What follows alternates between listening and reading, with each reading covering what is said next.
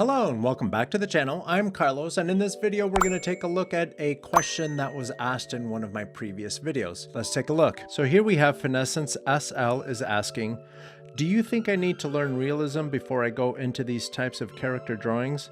A lot of artists say one should learn realism before you go into character drawings. The quick answer is no, and don't let anyone convince you otherwise. Let's get into it, but first,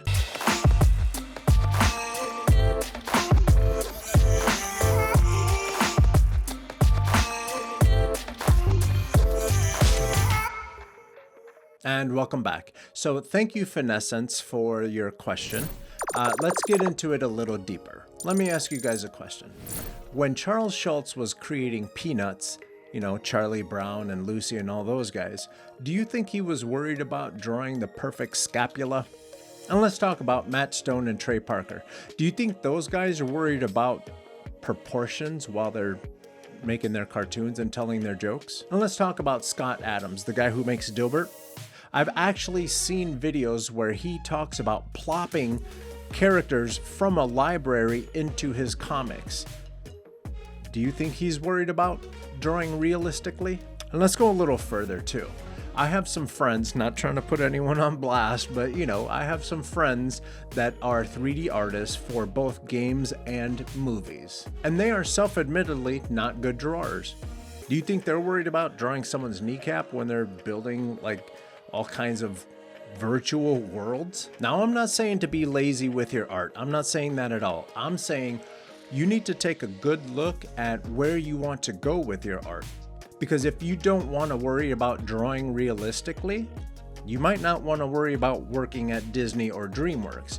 But if your ultimate goal is working at Disney and DreamWorks, then of course you need to focus on drawing more realistically. But if you just want to work on your own webcomic and your own cartoons on YouTube, let's say, then you need to be as good as you need to get to be able to tell your own stories. And I think that that's one of the common threads that go along with all of these people that we're talking about. They have found an optimal art style for the stories that they're trying to tell.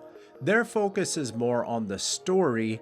That's why the art seems to be not as refined as we're going to talk about him in a hot second, but they're definitely not Leonardo da Vinci quality art. So I think that's the point that you should focus on. What do you want to do with your art? And if you do indeed want to work at Disney or DreamWorks, you need to do some research to see who it is that they're hiring.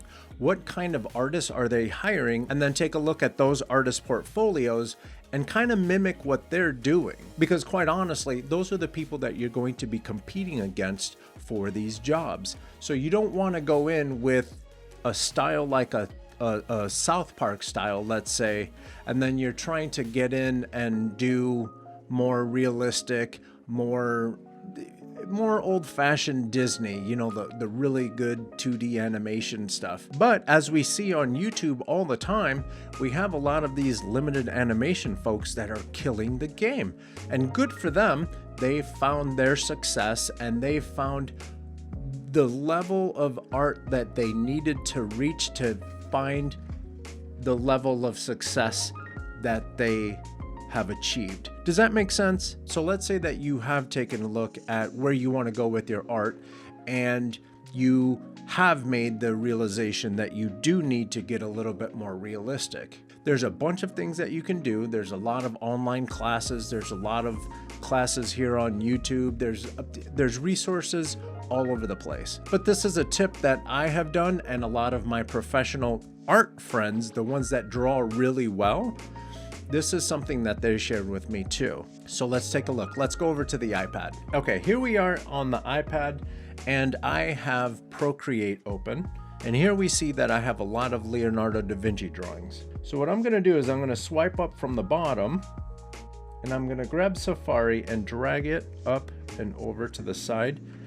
And we see here that I did a Google image search for Leonardo da Vinci figure drawing. I'm gonna tap and hold, and then I'm going to drag over to Procreate.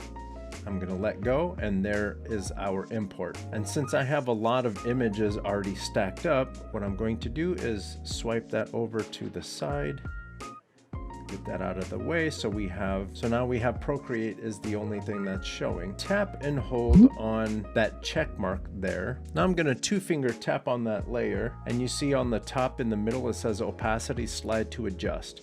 I'm gonna go ahead and slide to the left, bring the opacity for that picture down, just enough to where I can still see what's happening.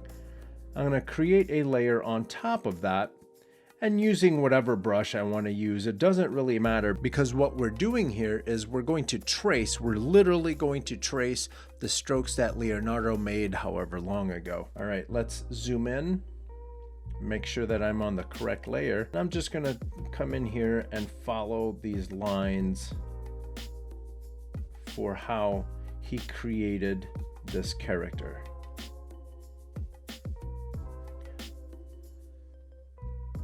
And I'm not really worried about getting it perfect, because that's not the exercise.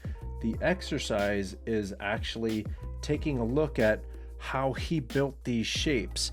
I want to follow those lines so I can it's like muscle memory, right? I want to follow those lines so my hand can figure out and then eventually learn and remember how to move in that direction. So let's spin this around and go ahead and do this. And this is a part where we've learned something on accident already. Because when you're drawing some butt cheeks, if you're trying to draw a back and you're drawing butt cheeks, a lot of times you might do that. You know, that's very cartoony, but in effect, if you want to go a little more realistic, it's not that simple. Your butt doesn't go all the way up to your back. According to this part here, this doesn't necessarily stick out all that much either. Okay, let's go to a different drawing. Let's do this face. This one's good. Okay, so I'm gonna 2-finger tap and then swipe to the left, and then I'm going to come in here, and the face is a really good place to start too, because now we can actually investigate how eyebrows and the eyes affect each other.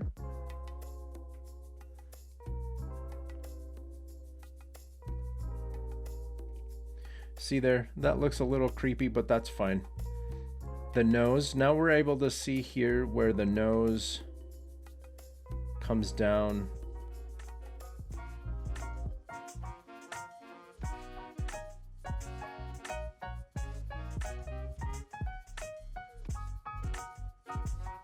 Now I know that his eyes go roughly here, and I know that this nose here, if we did the crosshairs, this nose actually lines up off to this side here, and then we see that this little nostril is there, so that can go there, up, down, and around.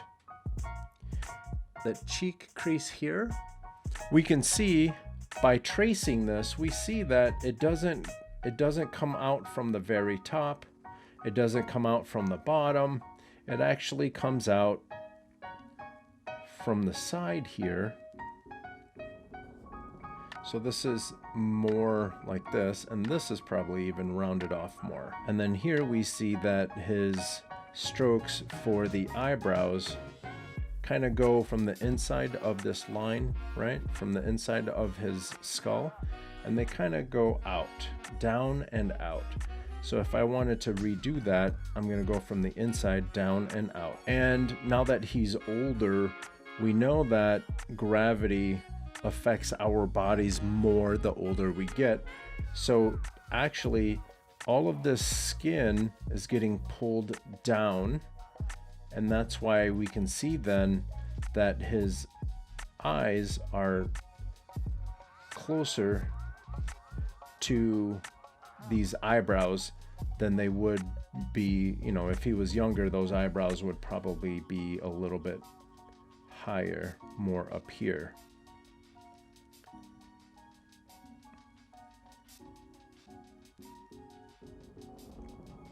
like that.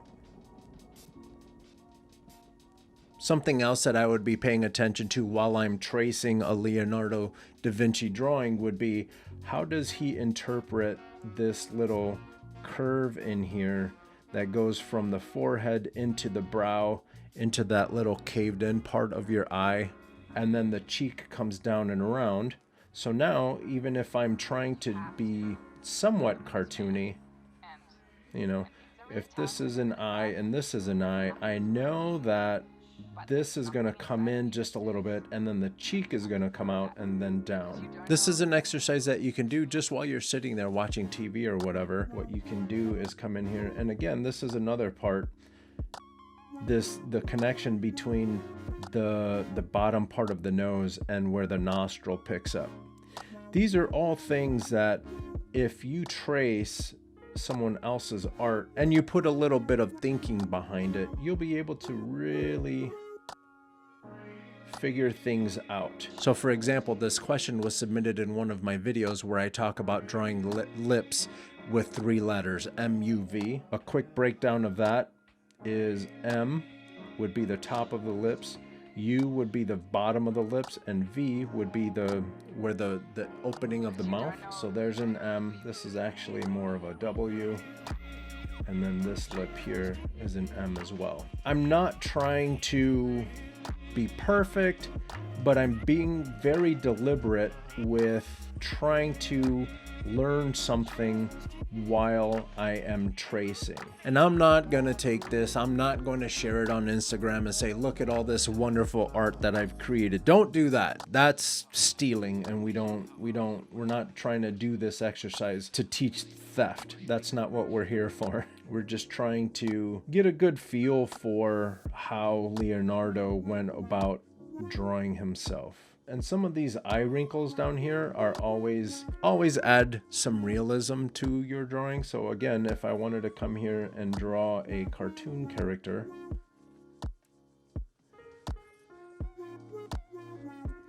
and I had some eyes, and I wanted this person, this cartoon character, to look a little older, now I know that I can come in here and maybe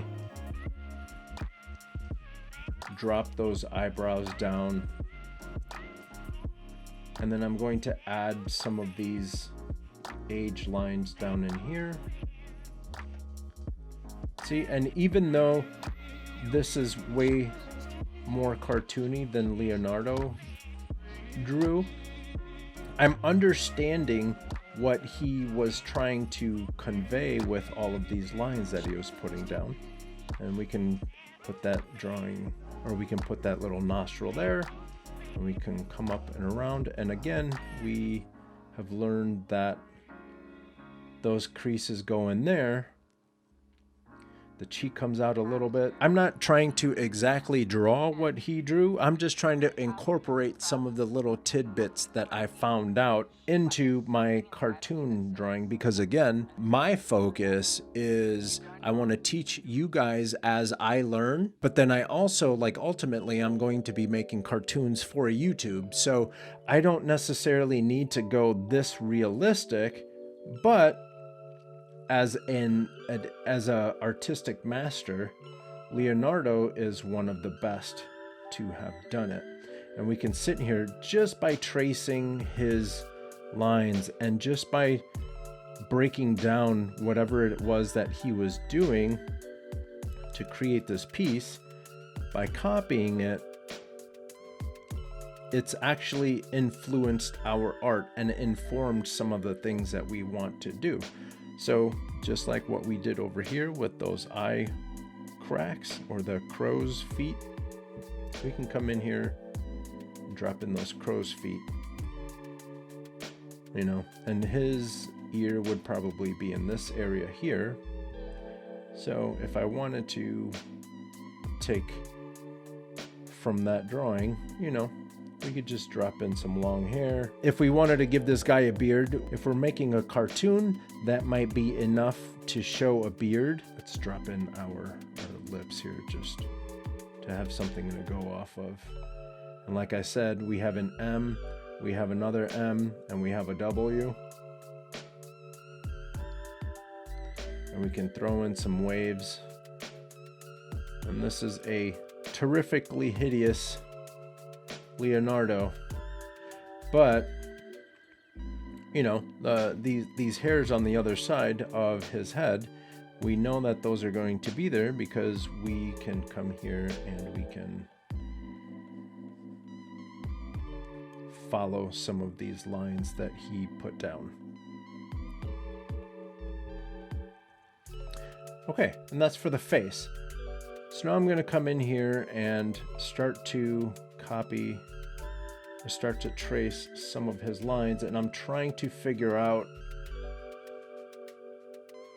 what he saw, what he was thinking when he drew these. And you see that the way that he broke this stuff down, we can see some of his shading techniques, right?